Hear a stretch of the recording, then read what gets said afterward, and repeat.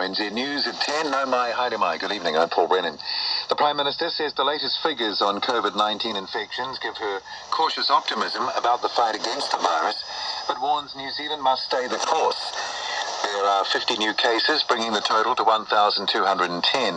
41 people recovered overnight.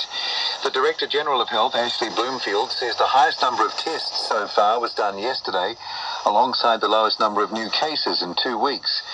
Jacinda Ardern says it's positive news, but it's still too early to make any decisions about the final length of the lockdown. I have cautious optimism, but now is the time to stay the course. That means we need to continue to uphold the rules of Alert Level 4. The data that we'll be making that decision on is in real time, and we need to see more of that. We are only halfway through before we can make those decisions. Jacinda Ardern says people should enjoy the Easter break, but must strictly follow the lockdown rules. The Prime Minister is expected to announce tomorrow that every person arriving in New Zealand will have to go into supervised quarantine. Epidemiologists and opposition MPs have been demanding such action, saying tougher border controls are necessary to stop the spread of COVID-19. Ms Ardern has been signalling all week that such a move was coming, and RNZ understands she will make an announcement tomorrow.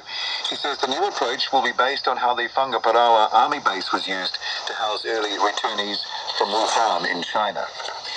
There are now more than 80 cases of COVID-19 linked to each of the country's two biggest clusters of the coronavirus.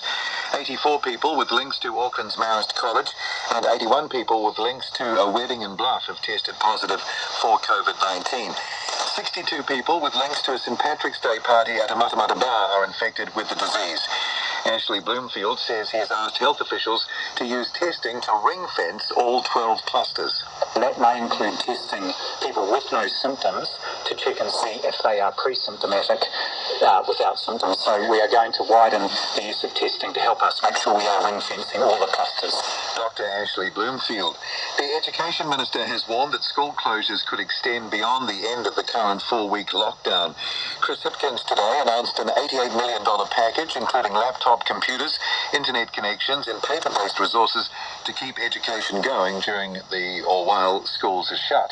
He says that parents should not expect schools and early learning centres to reopen as soon as the lockdown finishes. At this point, we're planning for every possible scenario, so that includes having kids at home for an extended period of time. Obviously, I want kids back in classrooms and back in their early childhood services as soon as we can, but we can only do that when it's safe to do so and when their health is not at risk and the health of others is not at risk. Chris Hipkins says about 17,000 devices and tens of thousands of hard copy packs will be rolled out, so students are ready to learn when Term 2 officially starts next Wednesday. More than 40 people are facing prosecution for breaching the national COVID-19 lockdown rules. Most of them are repeat offenders. That's up from just 16 several days ago. More than 300 people have now been issued warnings. The new police commissioner, Andrew Costa, says a minority of New Zealanders are still flouting the rules. We've had breaches, for example, with people surfing who have just insisted on carrying on surfing.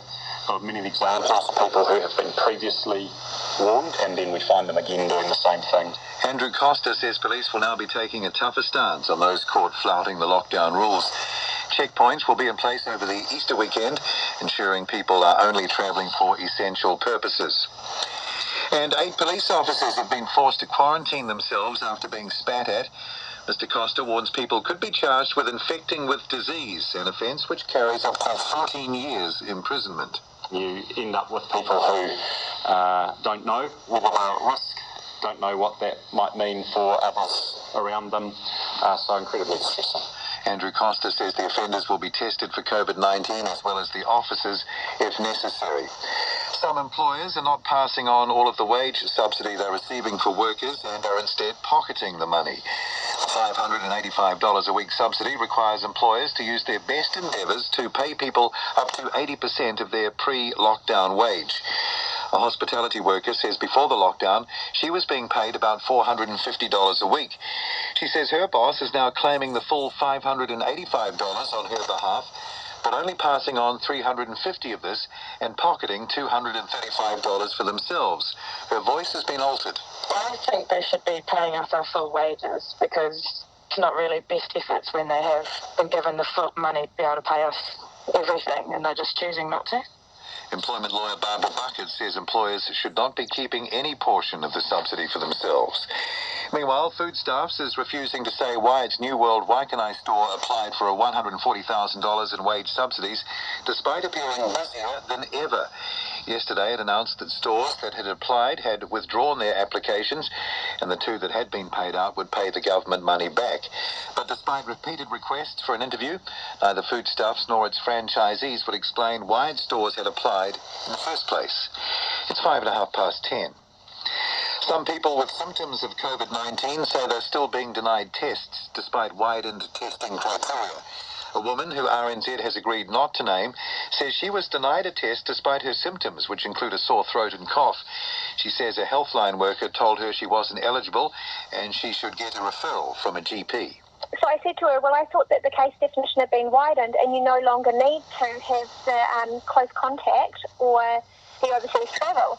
And she sort of just sniggered and said, well, not really, but this is what we're telling you because so many people have gone to the testing station and been turned away, and we don't want you to have to do that. The Ministry of Health is investigating. A new poll shows the public overwhelmingly approves of the government's response to the COVID-19 pandemic.